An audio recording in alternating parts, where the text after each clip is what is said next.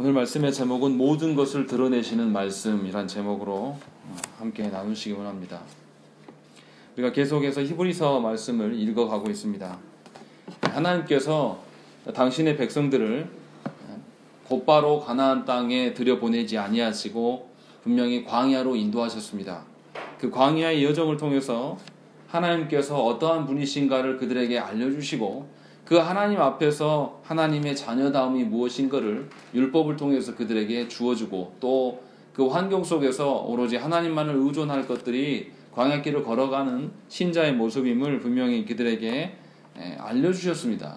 그러니까 교육의 장으로서의 광야길을 주었고 우리 역시도 인생이 평탄하고 편안한 길이 아니라 늘 광야의 길로 걸어가고 있음을 저 여러분들이 아셔야 된다는 것이죠. 하나님께서 이렇게 하시는 것이 우리를 사랑하시는 방법이고 우리를 하나님 나라의 그 소망을 품고 이 시간을 현재를 살아갈 수 있도록 하나님께서 우리를 이끄시는 방편임을 저와 여러분들이 아셔야 됩니다. 우리가 그것에 대해서 지난주에 말씀을 나눴습니다. 그래서 하나님께서는 이 출애굽한 이스라엘이 홍해를 건너게 하심으로 말미암아서 세례의 원형의 어떤 사건들을 보여주셨습니다. 홍해를 건넌 사건을 사도 바울은 세례라고 이야기를 하죠. 그리고 또 광야에서 만나를 내려주심으로 말미암아 그 성찬의 원형으로서 그리스도의 살과 피로만 생존할 수 있는 자들임을 분명히 교육하셨다고 사도 바울 선생은 우리에게 권면합니다. 그러니까 이미 구약의 출애굽의 한 과정 중에서 홍해를 건너고 또 홍해를 건넌 그 이스라엘 백성들이 광야에서 만나와 메추라기를 먹은 것은 하나님께서 세례와 성찬을 통하여서 자신의 자녀들을 구별하시고 분명히 하나님의 자녀다운 면모로 하나님께만 의존할 때에 광야 같은 인생길에서 살아갈 수 있음을 우리에게 보이고 있었음을 사도 바울은 우리한테 강조합니다. 그래서 하나님의 자녀인 교회는 이 땅에서 이 땅이 나의 본향이고 이 땅이 내가 머무르고 여기서 내가 누려야 될 땅이라고 여기지 않는다라는 것이죠. 그래서 신자들은 이 땅을 나그네로서의 삶으로 바라봅니다. 하나님께서 주신 저 하나님 나라가 우리의 원래 고향이고 거기에 이르기 위하여서 지나가는 어떤 과정으로서의 인생길을 본다는 것이죠. 그래서 나그네로서의 그 순례자로서의 인생을 살아감을 우리가 성경에서 계속 이야기하는 것을 볼 수가 있습니다. 누가는 신약교회를 가리켜서 그래서 뭐라고 그러냐면 나그네로서의 교회, 그러니까 나그네가 어디를 지나갑니까? 광야를 지나갑니다. 그래서 신약교회를 광야의 교회라고 누가는 말했습니다. 그러니까 저와 여러분들은 나그네로 삶을 살아가는 것이죠. 나그네로의 삶이 어떤 것입니까? 어떤 곳에 정착하면서 머물면 그 정착하면서 머물의 기쁨이 있어요. 근데 우리는 그렇게 늘 살아가니까 그것이 뭔지를 모릅니다. 그런데 군에서 야영을 해보면 그게 뭔지를 깨닫게 돼요.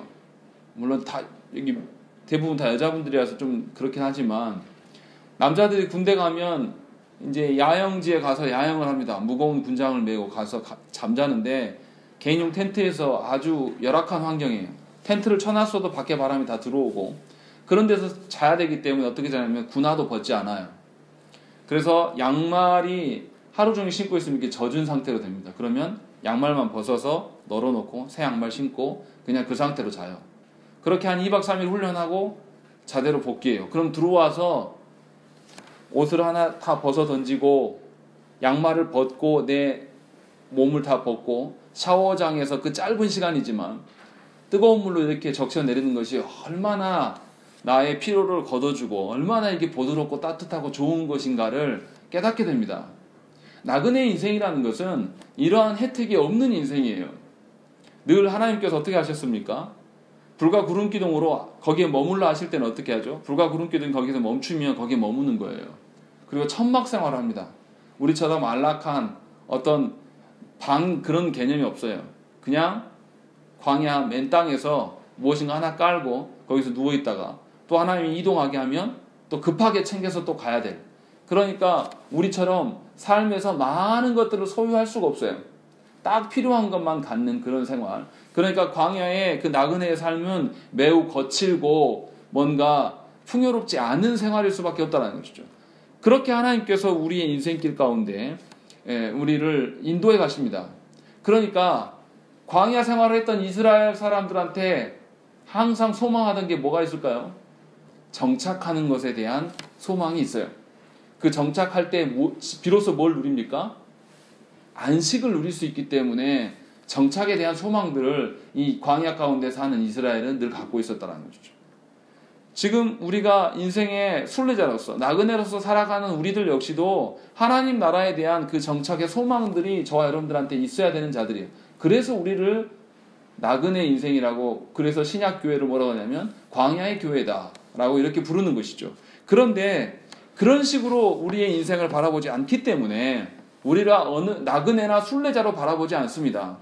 나그네가 순례자가 짐이 많이 필요 없잖아요. 최소한의 것들, 한두 벌 옷가지와 자신의 그 이슬을 막을 수 있는 정도의 어떤 그 작은 천막 정도, 이 정도가 뭐 먹기 위해서 냄비를 준비하고 뭐 이런 것도 필요치 않았어요. 하나님께서 광야를 인도하실 때 하나님이 적극적으로 다 주시니까. 그래서 매우 가벼운 상태를 우리가 인생길이라고 봐야 되는데, 어찌된 일인지 우리가 살아가는 이 조국교회 현실은 그런 나그네로서의 인생이 없습니다. 전부 다 많이 갖기를 원해요. 헌금에다가 기도 제목이라고 써놓는 내용들 보면 전부 다 받은 이야기, 앞으로 받을 이야기만 다 기록합니다. 나그네로서 내가 이 땅에서 아무것도 쥐지 않고 있는 것을 다 놓아가면서 저 하나님 나라에서 내가 드디어 안식을 누리겠노라, 그런 마음으로 우리가 하나님께 서지 않아요. 교회도 그것을 가르치지 않습니다. 그래서 나그네로서의 인생의 길이다 라고 아무리 설교를 해도 이것을 피부로 와닿는 성도들이 거의 없는 것이 우리의 현실이에요. 그러나 분명히 히브리서 기자는 우리한테 그 이야기를 다시 합니다. 그럼 저와 여러분들이 그 의미를 알아들어야 돼요. 기나긴 여행으로서의 인생을 살아가는 자들이에요. 우리가 요즘 들어서 어떻습니까? 우리 청년들이 뭐 하기 원합니까? 여행 가기를 그렇게 원해요. 해외여행. 뭐 자기는 몇 개국을 가봤다. 뭐 제가 고등학교 때 가르쳤던 한 아이는 수능에서 대학 떨어지고 나서 바로 해외여행을 갔습니다. 한 3년 동안, 한 2년 반 정도 돌아다닌 것 같아요. 그래서 그 책을 썼어요. 갔다 와서 수능 대신 이제 세계여행 뭐 이렇게 해가지고 좀 유명해졌어요. 그리고 이번에 이제 대학에 들어가는 것 같아요. 돈을 벌어서. 그래서 젊은 애들이 굉장히 걔를 동경해요. 인기도 많아졌고. 그런데 여행이라는 것은, 삶은 우리가 생각하는 것처럼 안락하고 편안한 삶이 아니에요. 굉장히 고되고 못 먹고 못 살고, 굉장히 머리도 어떻게 하냐면 이발소 갈 수가 없어요. 비싸니까. 여행하는 자 어떻게 합니까? 이 기계 사가지고 본인이 그냥 깎는 거예요. 빡빡이로. 그런 상태로 이제 해외여행을 한 것이죠. 이제 그런 삶을 몰라요. 여행을 안 해본 분들은 나그네의 삶이 뭔지를 모른단 말이죠. 하나님께서 그런 식으로 우리 가운데 우리 인생을 보기 때문에 모든 인생은, 모든 사람은 안식을 추구합니다. 우리가 나그네로서 인생을 살지 않아도 우리 인생이 퍽퍽하고 고단하고 괴로워서 우리는 참다운 안식을 이 땅 가운데 못 누립니다. 그런데도 우리는 어떻게 생각하냐면, 내가 많은 것을 소유하고 내가 많은 사람들한테 사랑을 받으면 참다운 안식을 누릴 수 있을 것처럼 우리가 살아가요. 그래서 신앙생활을 해도 하나님 관계보다 사람 관계를 훨씬 더 중요시합니다. 사람 관계로 교인을 늘리고 사람 관계로 무엇인가 영혼의 변화가 있을 것처럼 우리들이 착각하며 살아가요. 그렇게 살아가다가 어느 사람이 나를 건드리면 한순간에 교회 생활이 다 와르르 무너지는 것이죠. 이제 교회 생활을 더 이상 못하는 거예요. 나를 건드리지 않아도 내 체면을 깎이는 일이 무엇인가 사건이 일어나면 고개를 들 수 없이 살아가는 것이 우리의 신앙생활이에요. 왜 그렇습니까? 우리가 나그네로서 하나님이 주신 나라를 소망하면서 그런 안식을 우리가 바라지 않기 때문에 그렇다는 것이죠. 그러나 분명히 하나님을 주인으로 모시고 살아가는 자들이나 그렇지 않은 자들이나 모두가 참다운 안식을 소망하는 것이 모든 인생이 바라는 것입니다. 다만 그 참다운 안식이 무엇인지를 깨닫지 못해서 여전히 세상의 가치와 세상의 논리로 인생을 어떻게 살아보려고 하는 우리의 아둥바둥이 있을 뿐이지, 사실은 모든 인생은 믿는 자나 믿지 아니하는 자나 하나님이 주시는 참다운 안식을 누리기를 늘 원한다는 것이죠. 그래서 안식에 대한 확증을 받기를 원해요. 그래서 예수 믿으면서 우리가 어떻습니까? 특별히 믿는 자들, 한국교회에서 가장 강조하는 게 뭐예요? 구원의 확신을 너무나 강조합니다. 그런데 구원의 확신을 어떻게 하나님께서 우리에게 보여주셨느냐? 오늘 말씀에서 몇 번이나 나와요. 구원의 확신은 이미 우리에게 주어진 것이다라고 이야기를 하고 있다는 것이죠. 하나님께서 우리에게 약속하신 바를 이미 실현하셨고, 실현하셨음에도 불구하고 이스라엘이 거기에서 거부하였고, 거부한 일들을 다시금 역사 가운데 꺼내넣어서 여호수아를 통하여서 가나안 땅에 이르렀음을 또 언급해 주시고, 그러함에도 그들이 하나님 나라를 거기서 맛보지 못하고 결국은 나라가 멸망해 갔음을 이야기하고, 그래서 신약교회에 와서 히브리서 기자는 신약의 성도들을 향해서 무슨 이야기하냐면, 증거가 있지 않냐? 너희 조상들한테 그런 증거들을 하나님 보이시지 않았냐? 라는 것들로 하나님의 언약이 어떠하였음을, 그 언약에 대한 확증이 이미 저와 여러분들 가운데 충분하게 공급되었음을 오늘 말씀에서 반증해서 보여주고 있는 것입니다. 우리는 계속해서 구원의 확증을 우리 방식으로 확인받으려고 해요. 어떤 방식이냐면, 내가 하나님의 자녀로 살면 이 땅에서 굉장히 떵떵거리고 호의호식하면서 살아가는 것이 하나님의 자녀됨이라고 우리는 이야기를 합니다. 그래서 어떻게 하냐면, 나는 없고 주변에 있는 사람들한테만 있는 것이 있으면 못 견디는 거예요. 하나님, 나도 적어주세요. 이런 방식으로 신앙생활을 해요. 또 자녀들도 어떻게 합니까? 자녀들도 뭔가 다 엄친아 정도가 돼야 돼요. 그것을 바라보면서 자녀를 양육하죠. 그러니까 그 자녀가 엄친아가 되지 못하면 이제 굉장히 거기서 견디기 힘들어하고 고뇌하는 것이죠. 그러니까 하나님께서 원래 주시고자 했었던 안식과 이 안식에 대한 확증에 대해서는 아무것도 모른 채 자신이 만들어 놓은 어떤 그 안식, 그리고 자신이 바라보고 자신이 이러면 이것이 이 안식에 대한 확증이고 보증이 될 것이다 라고 생각하는 이런 것을 붙들고 끝까지 놓지 않는 것이 현 우리들의 모습이고 한국교회의 현실이라는 것입니다. 그런 점에서 오늘 말씀은 굉장히 우리한테 깊이 있게 의미가 있는 이야기예요. 이스라엘 백성이 가나안 땅에 들어감이 이 가나안에 들어가서 안식을 누릴 수 있기 때문에 이 안식을 이야기를 하고 있는 것이죠. 그래서 이스라엘 사람들, 광야 가운데 있는 사람들의 안식은 지금 광야에서는 누릴 수 없지만 분명히 가나안 땅에 들어가면 누릴 수 있을 것이다 라고 이 사람들이 생각을 했어요. 그런데 말씀을 잘 보면 그게 아니에요. 신명기 12장 9절과 10절에 보면 하나님께서 이야기를 하십니다. 뭐라고 하시냐면, 너희가 너희 하나님 여호와께서 주시는 안식과 기업에 아직은 이르지 못하였거니와 너희가 요단을 건너 너희 하나님 여호와께서 너희에게 기업으로 주시는 땅에 거주하게 될 때, 또는 여호와께서 너희에게 너희 주위의 모든 대적을 이기게 하시고 너희에게 안식을 주사 너희를 평안히 거주하게 하실 때에 라고 이야기하는 것이죠.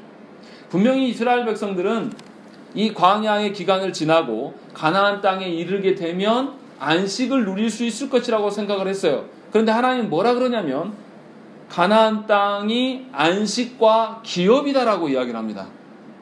절대 안식이라고만 말하진 않아요. 안식과 기업이라고 이야기해요. 기업이라는 게 뭡니까?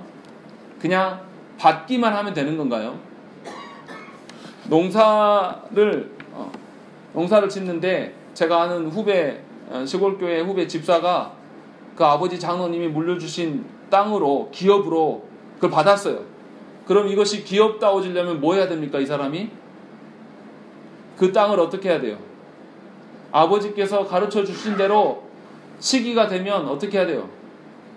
씨앗을 뿌리고 또 철이 되면은 약도 해주면서 또 계속 땀 흘리고 수고하고 아버지께서 가르쳐 주신 대로 그가 살았을 때에 결실을 맺고 기업이 기업다운 면모로 갇혀가는 것이죠.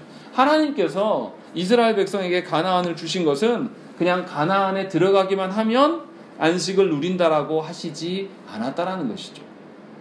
분명히 하나님은 가나안 땅에 값없이 들어가게 해주시기는 하셨지만, 가나안 땅에 들어가서 어떻게 살라고 하신 것이죠?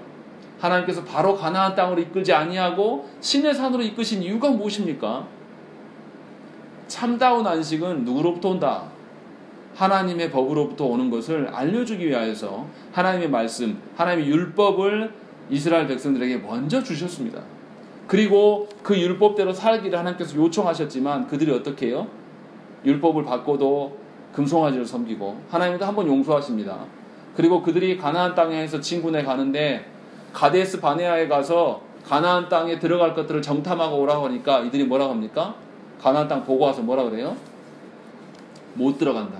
우리 들어가면 메뚜기 같아서 우리 다 죽을 거야. 하나님 분명히 주신다고 약속하셨고 주신 대한 그 확증으로서 율법을 주셨어요. 율법은 뭡니까? 가나안 땅에 들어가서 이렇게 살아라 하는 삶의 기준이에요.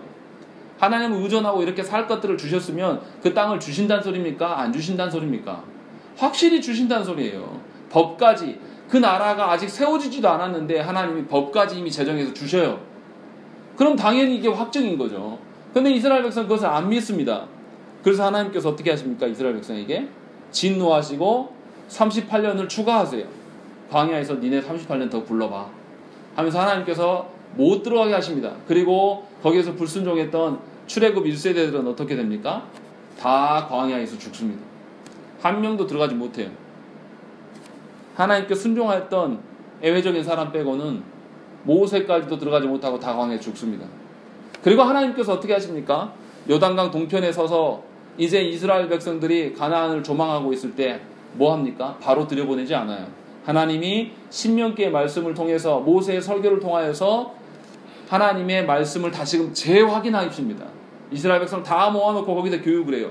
저 가나안 땅에 들어가서 하나님을 의존하고 하나님의 법도대로 사는 것이 하나님의 안식을 누리는 방편이다 라고 이야기하면서 하나님께서 분명하게 영원한 안식이 무엇인가, 가나안 땅에 들어가는 것으로 안식을 누릴 수 있는 것이 아니라 그 땅에서 하나님의 법도대로 살아감이 안식이 된다라고 분명하게 이스라엘에게 고지하셨다라는 것이죠. 저와 여러분도 마찬가지예요. 교회 나와서 그냥 몸뚱이만 여기 예배 안에 앉아 있다가 공예배 때 참여하고 가면 그것으로 여러분한테 안식이 주어질 것 같습니까?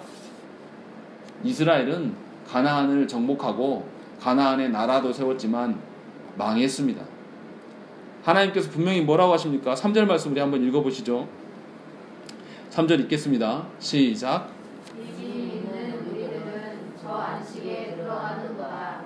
그가 말씀하신 바와 같으니 내가 노하여 맹세한 바와 같이 그들이 내 안식에 들어오지 못하리라 하셨다 하였으나 세상을 창조할 때부터 그 일이 이루어졌느니라. 분명히 하나님께서는 구약의 시편 말씀을 인용하여서 뭐라고 하시냐면 내가 노하여 맹세한 바와 같이 그들이 내 안식에 들어오지 못할 것이다 라고 하나님께서 이미 선언하셨다는 것이죠. 왜냐하면 안식을 하나님이 주신 가나안 땅에 들어가는 것으로 안식이라고 생각한 것이죠. 안식을 들어가고 들어가지 않는 권한은 누구한테 있는 거예요? 자신들한테 있는 거죠. 자기 발걸음이 요단강을 건너면 들어가는 거고 안 건너면 안 들어가는 식으로 자신들이 생각을 했어요. 그래서 하나님이 주시는 안식을 자기가 쟁취할 수 있을 것이라고 생각을 한 것이죠. 그러나 하나님 분명하게 그런 방식이 아님을 저와 여러분들에게 알려주고 있는 것이죠. 그러니까 신약을 살아가고 있는 우리들이 장차 얻게 될 그 안식을 어떻게 누리냐? 우리가 하나님께 순종함으로, 하나님께 의존함으로 누릴 수가 있는데도 불구하고 많은 사람들이 하나님을 믿지 않아요. 교회 안에 있지만, 직분을 가졌지만 내 일상에서 하나님의 법도대로 살려고 하는 것이 아니라 불순종하고 하나님을 믿지 않는 불신앙으로 우리의 인생을 살아가게 됩니다. 그때 하나님께서 하나님의 안식을 그들에게 주지 않아요. 그러니까 교회 안에 있지만 인생이 늘 고달픕니다. 기쁨과 감사가 하나도 드러나지 않아요. 그리스도인들이 예수를 잘 믿고 그리스도인들이 하나님을 바르게 믿는다면 내가 가진 것이 없고 병중에 있을지라도 기쁨과 은혜 가운데 살아갈 수가 있습니다. 그것이 그리스도인들에게 주시는 하나님의 안식입니다. 그런데 우리는 그것을 누리지 않고 있다는 것이죠. 분명히 히브리서 기자는 구약의 그 이스라엘이 실제로 하나님이 가나안 땅에 들어가게 하셨지만 그들이 안식을 누리지 못했음을 언급하면서 너희들은 왜 그러냐라고 묻고 있는 것입니다. 너희들도 분명히 교인된 자 아니냐? 너희들도 분명히 교인되어 있고 하나님께서 분명히 그들에게 행하신 거 보지 않았냐? 하나님께서 그들을 어떻게 했습니까? 이스라엘 백성들은 애굽에서 나올 때도의 그 10가지 재앙을 봤지만 뭘 봤습니까? 홍해에서 뭘 봤죠? 하나님이 자신들은 살리시고 누구를 죽이는? 애굽 군대를 다 수장시키는 것을 봤어요. 자신들은 한 번도 그들을 대항해서 이겨본 적이 없는데 하나님이, 보이지 않는 하나님이 그들을 이겨내시는 것을 그들이 목도했어요. 그런데 하나님을 안 믿어요. 이거 이상한 거잖아요. 자기 앞에서 충분히 다 하나님, 승리하신 하나님을 충분히 보이셨는데 그래도 안 믿습니다. 그리고 또 어떻게 합니까? 광야에서 그들이 어떻게 먹거리를 찾습니까? 하늘에서부터 만나가 내려와요. 자신들은 한 번도 하늘에서 뭘 받아본 적이 없어요. 근데 하나님이 날마다 주시겠다 했고, 또 더 많이 거둔 것을 썩게 하시겠다라고 분명히 인간의 머리로서는 도무지 계산되지 않고 논리가 되지 않는 그런 것들을 하나님께서 보여주셨어요. 그게 만나예요. 그것만 그렇습니까? 고기가 없다고 하니까 하나님 메추라기 어떻게 보내십니까? 동풍으로 메추라기를 날려보내셨어요. 동풍은 뭐냐면 아주 메마른 건조한 바람이에요. 이 바람이 불면 모든 동식물들이 다 죽어져요. 식물들이 다 오그라들고 건조한 바람 때문에 습기가 없어서 동풍이 불면 그 해에 흉년이 찾아오고 짐승들이 죽어 나자빠지는 바람이 동풍입니다. 생명력이라고는 전혀 찾아볼 수 없는 그 바람을 하나님께서는 뭐로 바꾸십니까? 생명을 공급해 줄 수 있는 고기를 주는 바람으로 바꿔놓으시는 거예요. 죽음의 바람을 생명의 바람으로 바꾸셔서 이스라엘에게 너희가 누구 때문에 사는 것인지 보여주셨단 말이에요. 이 지금 말씀을 듣고 있는 히브리서 기자가 이 말씀을 전하고 있는 이 신약 성도들은 유대인들이고 이스라엘 사람들이기 때문에 이 말의 의미가 무엇인지 바로 알아들어요. 홍해를 건너심과 만나와 메추라기를 주셨던 것, 이 하나만으로도 불가능한 것을 가능케 하시는 하나님을 믿는단 말이에요. 그 이야기를 지금 고면하고 있는 거예요. 이 히브리서의 말씀을 받는 성도들이 어떤 상황이냐면 로마로부터의 핍박과 박해로 인하여서 죽어 나자빠지고 있는 그런 상황이에요. 그런 상황에 있어서 성도들이 계속 자고 일어나면 누가 순교당해서 없고, 자고 일어나면 또 누가 죽고 없는 그런 상황들의 성도들에게 지금 이 이야기를 하는 거예요. 너희들 핍박과 박해로 인하여서 그리스도를 부인하냐? 너희 삶이 지금 핍박과 박해가 있어서 죽어나간다고 해서 너희한테 참다운 안식이 없는 줄 아냐? 아니다. 하나님 이미 다 주셨다. 너희 조상들 불가능해서 가능을 보지 않았느냐? 죽음에서 생명을 본 것이 너희 조상들 아니더냐? 라고 이야기하면서 지금 묻고 있는 것이죠. 분명히 하나님께서 아브라함과 이삭과 야곱에게 약속하셨어요. 뭘 약속하셨습니까? 너희 자녀가 저 하늘의 별과 바닷가의 모래처럼 많아질 것이고, 너희 4대 후에 너희가 애굽에 내려가다가 나라를 이루어서 가나안 땅에 들어갈 것들을 아브라함에게 하나님께서 구체적으로 약속하셨어요. 그리고 그 약속을 누가 이루신 거죠? 모세를 통하여서 하나님께서 그 약속을 이뤄내신 사건이 바로 출애굽이고 가나안 입성의 사건이란 말이에요. 그러니까 이 이스라엘 백성이 가나안 땅에 들어간 것은 지금 이것이 하나님의 복이라는 것이 무엇인지를 확증해주는 몇 급의 그 언약이에요. 본인들에게도 뭐라 그러냐면 하나님께서 시내산에서 언약을 주면서도 내가 말씀대로 살면 그 언약의 복을 누릴 것이고, 말씀대로 살지 않으면 저주를 받을 것이다. 늘 가르쳤어요. 그것도 안 되니까 어떻게 합니까? 가나안 땅에 들어가서 제일 처음에 어디로 갑니까? 이스라엘 백성이? 어디로 가요? 요단강을 건너서 어디를 향해 갑니까? 하나님의 그 언약의 산, 축복의 산과 저주산이 있는 그 땅으로 먼저 가서 그곳에서 하나님의 복을 선언하는 일들을 하기 위하여서 그들이 다른 성들을 깨트리고 올라가는 거예요. 목적지가 거기에요. 그렇게 가서 하나님의 복이 무엇인지, 하나님의 말씀에 순종하면 그리심산에서 하나님 축복할 것이다. 하나님의 말씀에 불순종하고 믿지 아니하면 저주를 받을 것입니다. 에발산에서 그들이 소리치면서 하나님 앞에 온 이스라엘들이 고백하는 사건이 바로 그 사건이고, 그리고 난 이후에 정복전쟁이 시작되는 거예요. 하나님께서 그들에게 지금 하나님의 그 약속이 확증됨을 몇 가지로 이야기를 하는 거예요.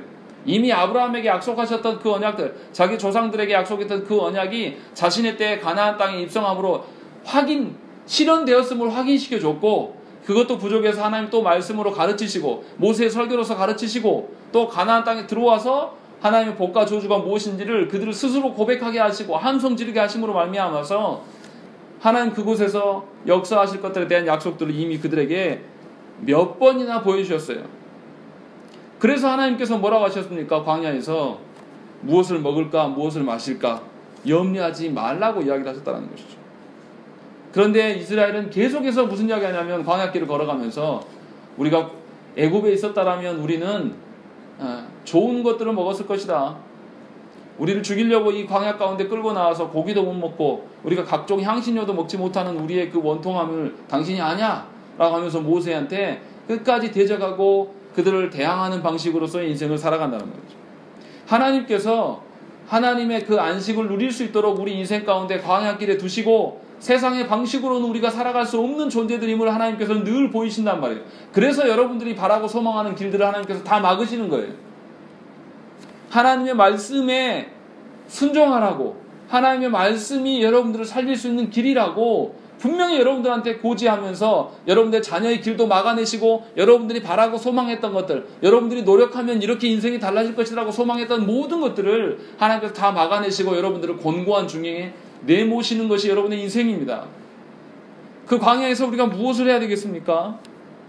순종하고 하나님을 믿어야 될 것이 우리가 해야 될 일이에요. 그런데도 여전히 하나님의 그 순종함이 아니라 우리가 우리의 인생의 길을 순례의 길로 보지 않고 이 땅에서 많은 것을 누리고 이 땅에서 호의호식하는 것이 우리의 복인 것처럼 우리가 살아간다는 것이죠. 그런데 그렇게 살아가면 어떻게 된다고요? 1절 말씀 보십시다. 1절 우리 읽겠습니다. 시작. 내 안식에 들어갈 약속이 남아있을지라도 너희 중에는 꼭 이루지 못할 자가 있을까 하니라. 히브리서 기자가 염려하는 것이 바로 이 부분입니다. 예수 그리스도의 은혜로 말미암아 분명히 하나님께서 우리를 세상에서 건져내서 구원의 방주로 올려놓으셨는데 놀라운 것은 구원의 방주에 탔어도 이 중에도 그 하나님의 안식을 누리지 못하고 그 약속에 이르지 못할 자가 분명히 있을 것 같다라고 이야기를 하신다는 것이죠. 그래서 있을지도 모르기 때문에 너희가 너희 자신을 잘 살피라는 것이죠. 히브리서 기자가 그 이유가 뭐냐? 2절에 그들과 같이 우리도 복음 전함을 받은 자이나 들은 바 그 말씀이 그들에게 유익하지 못한 것은 듣는 자가 믿음과 결부시키지 아니함이라 라고 되어 있는 것이죠. 그리스도인인데 말씀이 하나도 여러분들에게 유익이 되지 않고 말씀의 기준들이 여러분의 삶의 기준에서 하나도 적용되지 않는다라면 여러분들의 그 말씀이, 그 예배가, 그 신앙생활이 무슨 유익이 있고 공예배가 여러분한테 무슨 의미가 있겠습니까? 지금 그것을 히브리서 기자가 우리에게 묻는 것이죠. 결국 하나님을 신뢰하지 않음, 하나님을 의존하지 않음이 이 모든 것들을 누릴 수 없게끔 만드는 것이고 결국은 그로 말미암아서 하나님의 그 나라에 들지 못할 자들이 우리 중에 분명히 있다라고 이야기를 하고 있는 것이죠. 마치 출애굽 1세대들이 하나님이 약속한 그 가나안 땅에 들어가 보지도 못하고 광야에서 다 죽은 것처럼 하나님을 신뢰하지 않는 자들은 하나님께서 주시는 소망을 지금도 품지 못하고 있는 것입니다. 이미 시작되고 있어요. 분명히 하나님 뭐라고 그러셨습니까? 3절 말씀에 이미 믿는 우리들은 저 안식에 들어가는도다 라고 되어 있어요. 죽어서 가는 안식이 아니라 하나님을 신뢰하고 믿고 있는 자는 이미 안식을 누리고 있다라고 이야기를 하는 거예요. 제가 제 자랑을 하려고 말씀드리는 게 아니라 개척하고 나서 느끼는 건 뭐냐면 제가 소유하지 않아도 하나님께서 채우시는 것을 보게 하시고 내가 무엇인가 사람을 의존하게 됐을 때 더 큰 실망을 안겨주시고 오히려 사람을 의지하는 것들에 대해서 철저하게 배제하고 하나님만 바라보고 살 때 오히려 하나님께서 없지만 평안함을 주시고 위로를 주시는 것을 늘 경험하고 있는 것이죠. 그래서 개척교회에서 버티는 거예요. 인간적인 생각으로 저도 사람이고 아빠고 남편인데 제 새끼들이 해주고 싶은 게 얼마나 많겠습니까? 해줄 수 없는 상황이에요. 그러나 그것으로 인하여서 슬퍼하지 않습니다. 그것보다 하나님께서 자녀들을 오히려 더 다루시고 보존하시는 게 훨씬 더 잘 드러나요. 오히려 이런 상황이기 때문에 사람을 의존할 필요가 아무것도 없다라고 이야기를 합니다. 그러나 제 주변을 둘러싸고 있는 많은 사람들이 사람들한테 감사하라고 계속 저를 재촉합니다. 그러나 저는 사람들한테 감사할 그런 마음이 조금도 없어요. 정말 죄송하지만 저한테 사람한테 감사하라고 말하지 마십시오. 하나님께서 이곳에 있게 하셔서 있는 것이지 사람 누구를 의존해서 여기 있는 거 절대 아니라는 것이죠. 그리고 사람 어떤 이가 나를 기억해주고 나를 위하여서 헌신해주는 기간은 분명히 한계가 있어요. 개척교회 괜히 돕는지 아십니까? 다 자신들의 유익이 있기 때문에 돕는 거예요. 제가 그분들을 부정하려고 하는 이야기가 아니에요. 사람을 보면 하나님을 신뢰하지 않게 됩니다. 사람을 보면 하나님께서 일하심이 보이지 않아요. 사람들한테 구걸하지 마십시오. 하나님께서 채우시면 사람들이 돕는 것보다 몇 kop절 훨씬 더 평안하게 살아갈 수가 있어요. 제가 그래서 올해 제가 말씀을 안 드렸지만 저는 자립하는 것이 우리 교회의 목적입니다. 누구에게 도움받고 언제나 구걸하는 방식으로 교회가 서는 것이 아니라 이제는 하나님께 늘 기도하는 게 그 부분이에요. 사람이 많고 적음이 아니라 하나님께서는 어떠한 방편으로도 교회를 자립케 하시고 스스로 설 수 있게 하시는 하나님을 믿고 그것을 보여달라고 하나님께 기도합니다. 누구한테 더 많이 도움을 받고 도움을 받는 일에 대해서 우리가 더 구걸하고 이런 방식이 아니에요. 도움을 받으면 얼마나 감사합니까? 감사해요.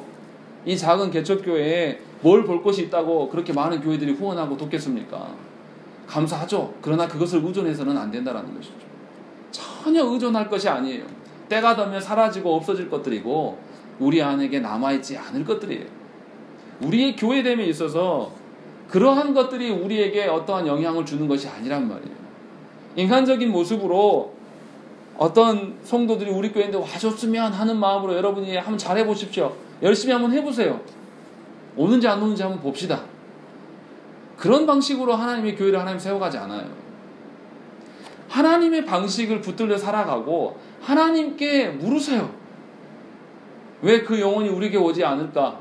왜 그 영혼이 하나님의 자녀가 아니라 세상에서 그렇게 흥청망청 살아갈까? 하나님께 물으십시오. 여러분들이 무슨 권능이 있어서, 여러분들이 무슨 능력이 있어서 영혼을 변화시키고 여러분들이 그렇게 2년 동안 노력을 했는데 변화된 영혼이 있습니까? 있으면 데려와 보세요. 저 역시 마찬가지예요. 제 능력과 제 어떤 힘에 의존해서 제 어떠한 것으로 여기에 서면 가짜일 수밖에 없는 것입니다. 하나님이 주시는 그 평안함과 안식이 우리 가운데는 전혀 있을 수가 없다는 것입니다. 히브리서 기자가 지금 우리한테 그 이야기를 하고 있는 거예요. 하나님께서 분명히 어떻게 하십니까? 구약의 그 이스라엘 백성에게 출애굽의 사건만을 보여준 것이 아니에요. 신약의 성도들에게 뭘 보이십니까?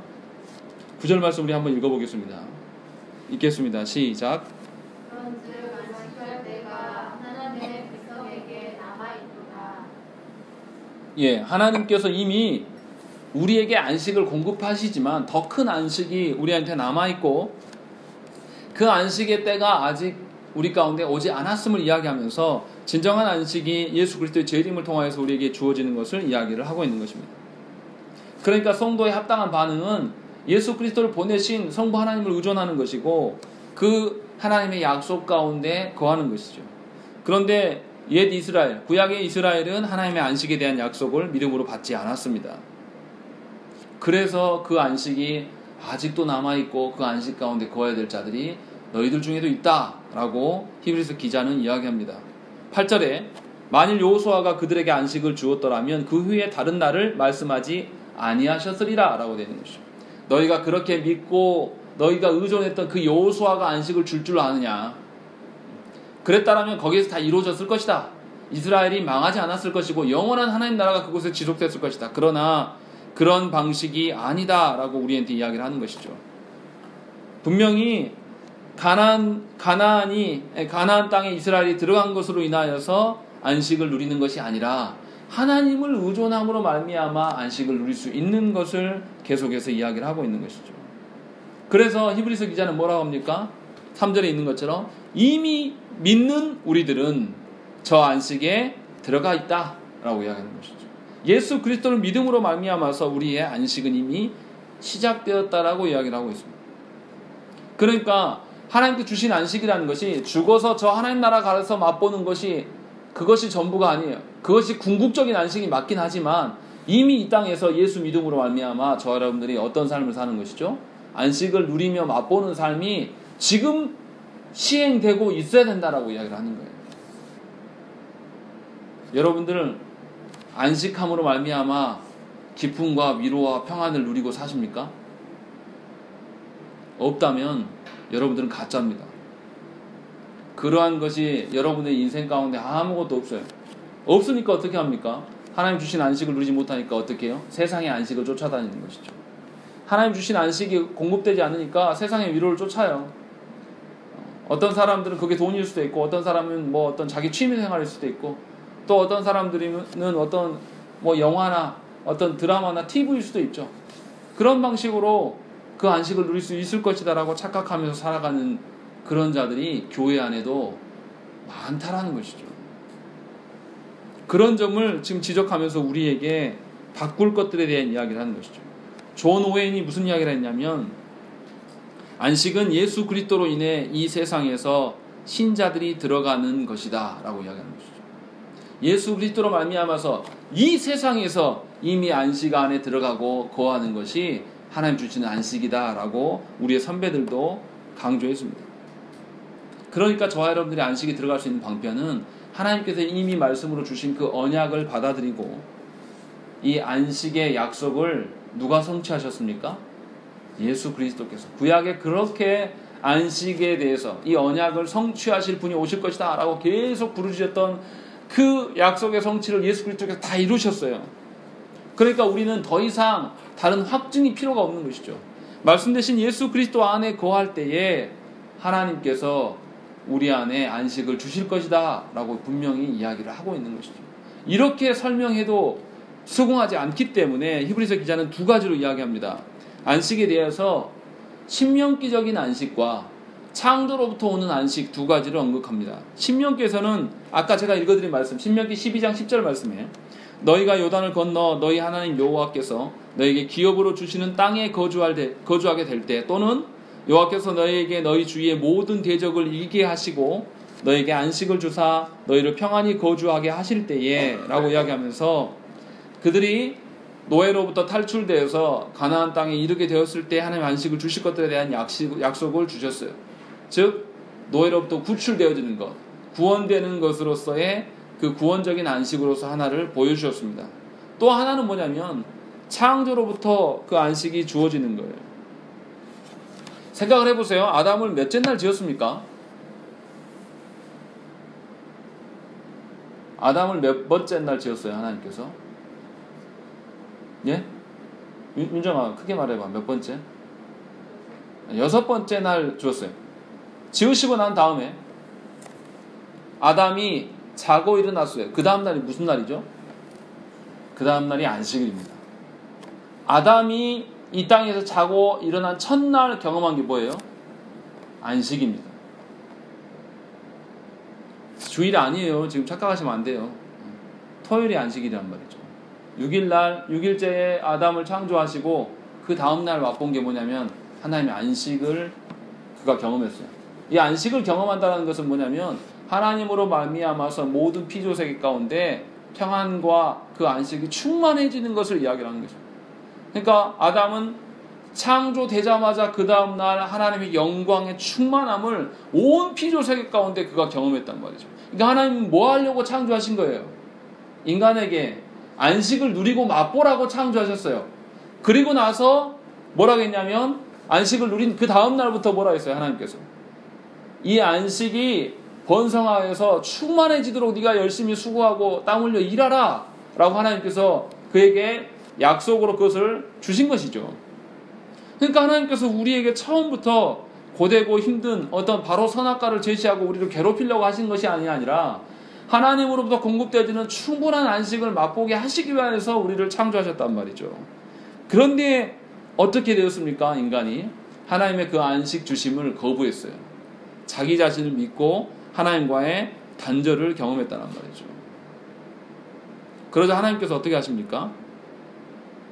아담이 아무런 수고하지도 않고 아무런 노력하지도 않고 태어나서 창조되어서 그 다음날 바로 안식을 경험했어요. 이 안식, 하나님의 영광으로 충만한 상태, 부족함이 없는 완전한 상태가 그 안식의 날인데, 그날을 우리가 뭐라고 그럽니까? 인사할 때 우리가 뭐라고 그러죠? 샬롬이라고 합니다. 샬롬의 의미가 바로 그 의미예요. 그러니까 샬롬을 쓰려면 잘 써야 돼요. 내가 뭔가 부족함이 있고 연약함이 있는데도 샬롬이라고 말하는 것은 거짓말이에요. 남용하는 겁니다. 하나님께서 우리에게 완전한 풍성함을 우리에게 주셨어요. 그리고 그것이 우리 가운데 늘 있어지기를 소망해서 하나님께서 우리에게 명령으로까지 주셨단 말이에요. 인간에게. 그런데 인간이 그것을 내버려 던지고 하나님 의존하지 않고 자신을 의존함이 아담부터 시작된 것이죠. 그래서 하나님과 단절을 경험하게 되고 인생이 광야길이 되어버린 것입니다. 하나님은 어떻게 하십니까? 이 안식을 누구를 통해서 다시 회복하시죠? 예수 그리스도. 그래서 예수 그리스도께서 첫사람 아담은 실패하였으나 둘째 아담이신 예수 그리스도께서 뭐 하신다 그러죠? 다시 창조하셨다. 재창조를 말씀하신다는 거죠. 그러니까 예수님께서 우리를 창조하셔서 맛보게 하는 안식은 어느 때의 안식이에요? 창조 시에 하나님께서 우리에게 주시고자 한 그 안식이 지금 우리 가운데 있다라는 거예요. 누구를 통해서요? 예수 그리스도를 통해서. 이보다 더 확증적인 것이 어디 있냐 이 말이에요. 히브리서 기자가 지금 우리한테 묻는 게 바로 그겁니다. 이보다 더 어떻게 확증하고 어떻게 보증해 줄 수 있냐. 예수 그리스도께서 이루신 것이 우리를 완전히 새롭게 된 존재로 만드셨는데 어떤 더 다른 보증이 뭐가 필요했냐. 우리에게 지금 묻고 있는 거예요. 말씀 대신 예수 그리스도께서 우리에게 계시지 않냐. 그 예수 그리스도께서 우리에게 계십니까? 우리의 머리 되셔서 우리와 한 몸 이루시는 거로 계심의 확증을 누가 이루시냐? 성령 하나님께서 너희 안에 내주하시면서 계속 증거해 주시는 거 아니냐? 그런데 왜 따로 다른 확증과 보증을 찾아 헤매냐? 라고 우리한테 묻고 있는 것이죠. 그래서 고린도후서 5장 17절에 바울 선생님이 뭐라고 합니까? 그런즉 누구든지 그리스도 안에 있으면 어떤 것이 된다고요? 새로운 피조물이라. 이전 것은 지나갔으니 보라 새 것이 되었도다 라고 이야기하면서 새로 우리를 창조케 하셨으니 분명히 하나님이 창조시에 주셨던 그 풍요로운 안식이 우리 가운데 당연히 있다 라고 이야기를 하는 것이고, 그 우리 안에 풍성한 안식을 위하여서 성령께서 우리 안에 내주하시면서 너를 돕고 계시지 않냐 라고 우리한테 반증해서 보여주고 계신단 말이죠. 그런데 어떻게 다른 것을 찾을 수가 있겠냐 이거죠. 히브리서 기자가 지금 우리한테 이야기를 하는 거예요. 뭘 더 바라냐? 이미 정말에 이루실 분이 누구예요? 모든 것들에 대한 완전한 완성을 이루실 분이 누구예요? 예수 그리스도셔요. 근데 그 예수 그리스도께서 우리 안에 이미 왔다 가셨단 말이에요. 봤잖아요. 성령님께서 내 안에 내주하시면서 예수님이 존재하시고 우리가 누리고 알고 있잖아요. 그런데 또 다른 무슨 증거가 필요하냐 이 말이에요. 하나님이 너무나 쉽게 이야기를 하는 거예요. 그냥 갑작스레 오시는, 재림하셔서 모든 걸 심판해서 싹 죽이신 하나님이 아니라 인간 되셔서 이게 너희의 구원자고 이 그리스도를 통해서 다 구원 받을 거야 한번 보여주시고 다시 가셨어요. 그러면 한번 봤으니까 어떻게 해야 되죠? 준비해야 되는 게 정상 아닙니까? 우리 교회에 소방서에서 소방 점검 상태가 잘 돼 있는지 보려고 갑작스레 와도 우리는 할 말이 없어요. 그게 법이니까. 그런데 너무나도 친절하게 소방서에서 전화가 와요. 목사님 언제 시간 괜찮으십니까? 예, 며칠 날 몇 시에 가겠습니다. 가는 날 또 전화 드릴게요. 그러고 와요. 그건 우리를 해하려고 하는 겁니까? 아니면 우리를 안전하게 소방시설 잘해서 안전하게 사십시오 하려고 오는 거예요. 당연한 거 아닙니까? 예수 그리스도께서 그런 방식으로 우리 가운데 오셨단 말이에요. 그런데 무엇이 더 필요하냐 이 말이에요. 예수 그리스도께서 이미 오셔서 우리에게 하나님의 그 어떠하심을 우리에게 충분히 보여주셨단 말이에요. 그것에 대한 확증으로서 11절에 뭐라고 되어 있습니까? 그러므로 우리가 저 안식에 들어가기를 힘쓸지니 이는 누구든지 저 순종하지 아니하는 본에 빠지지 않게 하려 함이라. 우리가 취해야 될 태도는 하나밖에 없다. 순종하면서 안식에 들어갈 날을 소망하는 것이다. 그 일에 힘쓰는 것이다 라고 이야기를 하고 있는 것이죠. 그리고 나서 예수 그리스도가 얼마나 타고나신 분이냐 12절과 13절 말씀을 하는 거예요. 한번 읽어보시죠. 12절 13절 말씀 읽겠습니다. 시작. 하나님의 말씀은 살아있고 활력이 있어 좌우의 날씨에서 하여 홍보와 영과 이 관절과 불수를 찔러 쪼개기까지 하며 또 마음의 생각과 뜻을 판단하니 지으신 것이 하나도 그 앞에 나타나지 않음이 없고 우리의 결산을 받으실 이의 눈앞에 만물이 벌거벗은 것 같이 드러나느니라 라고 되어 있습니다. 이 말씀이 무엇입니까? 예수 그리스도 앞에 우리가 섰을 때 아무것도 감출 수 없다는 거죠. 여러분들 마음속에 무엇을 의존하고 살아가는 것인지, 여러분들이 무엇을 의존해서 안식을 누리면서 그것으로 만족해서 살아가는지 하나님 앞에서, 예수 그리스도 앞에서 감출 수 있는 자 누구냐? 그것을 감추면서 계속해서 그리스도를 부인하고 여러분들이 좋아하는 육신의 삶을 따라 사는 것들은 다 하나님을 속이려 하는 자, 예수 그리스도를 속이려 하는 자다라고 반증하고 있는 것입니다. 우리가 12절 13절 말씀 얼마나 많이 들어서 우리 마음대로 활용하고 남용하는 말씀입니까? 우리가 편리한 대로 쓰는 그 말씀이에요. 그러나 히브리서 기자는 분명히 예수 그리스도에 대한 이야기를 하고 있는 거예요. 여러분 안에 충분히 하나님의 하나님 되심과 여러분의 인생에 충분한 소망이 예수 그리스도 되심을 이미 확인해 주시고 다 입증하시고 검증하셔서 우리 가운데 보이고 계신다는 것이죠. 또 다른 물증을 하나님께 구하지 마십시오. 도리어 예수 그리스도가 믿어지지 않고 신뢰되지 않는다면 그것을 놓고 기도하세요. 하나님, 제가 너무나 더러운 존재라서 수준이 참 밑바닥에 있어서 하나님이 주신 것으로 만족하고 누리지 못하고 한 세상의 것들만 제가 추구합니다. 하나님이 주신 것들로 하나님의 영광을 드러내는 방편이 아니라 내가 주인이 돼서 하나님의 말씀으로 아무리 권면해도 내가 주인 돼서 내가 원하는 대로 살고 내 방식대로 살아가는 것이 나 아닙니까? 라고 도리어 하나님께 물어야 돼요. 여러분들에게 자녀를 주셨어요. 여러분들 뭘 변화시키셨습니까? 여러분들의 힘과 능력으로 변화되시던가요? 여러분들 주위의 지인들에게 여러분들의 말씀을 전해서 한번 해보세요. 변화시킨 영혼이 있습니까? 저도 없어요. 하나님께서 하셔야지만 가능한 거예요. 그런데 왜 인간적인 방편을 놓지 않고 끝까지 여러분의 방식을 고집합니까? 그것이 예수 그리스도를 부인하는 것입니다. 그것이 신자 되지 않았다라고 스스로 하나님 앞에 고함을 치며 서 있는 것과 똑같다라는 것이죠. 그 길에서 속히 돌리십시오.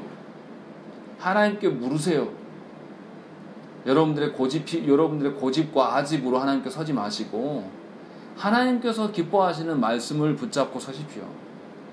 하나님께서 주시는 그 말씀 앞에 순종하기 위해서 우리가 하나님께 구해야 됩니다.